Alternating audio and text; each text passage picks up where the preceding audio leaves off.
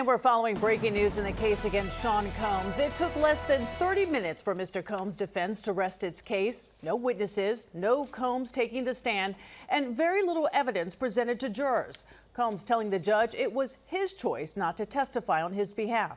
Darla Miles has been following every day of the case and is outside the courthouse. And Darla, this was certainly a calculated decision by the defense. Well, honestly, Sade, every decision by either attorney, prosecutors or defense attorneys, is very calculated in this complicated case. Over the last 6.5 weeks, we've seen emotional testimony from Cassie Ventura, emotional testimony from Jane, as well as thousands of sexually explicit text messages and sex tapes. So federal prosecutors say that proves their case, but defense attorney says it proves theirs.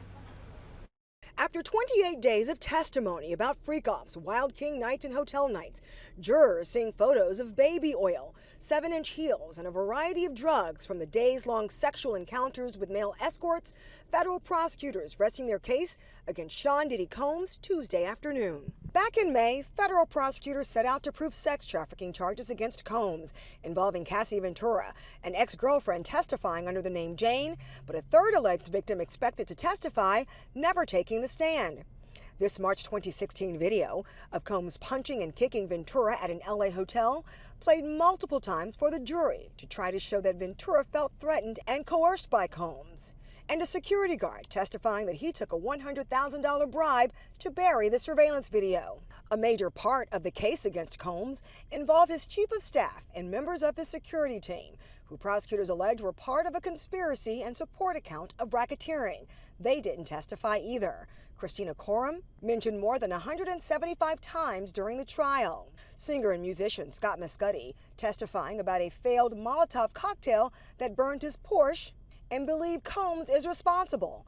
Brianna Bongolan, a friend of Ventura, testifying Combs caused this injury to her knee by dangling her over a 17th floor balcony. Defense attorneys not calling one witness, instead delivering brutal and sometimes humiliating cross-examinations to point out inconsistencies, and also delivering what Judge Arun Subramanian once called a real Perry Mason moment. Sean Combs, for the first time, standing up to address the court when asked, "Do you understand that as a criminal defendant, you have the right to testify if you wish to testify?" Combs responding, "Yes, Your Honor." "Is it your decision not to testify in this case?" Combs saying, "That is solely my decision." Now, closing arguments are scheduled for Thursday. Both sides say it will take 4 hours. Reporting live in Lower Manhattan, Darla Miles, Channel 7, Eyewitness News.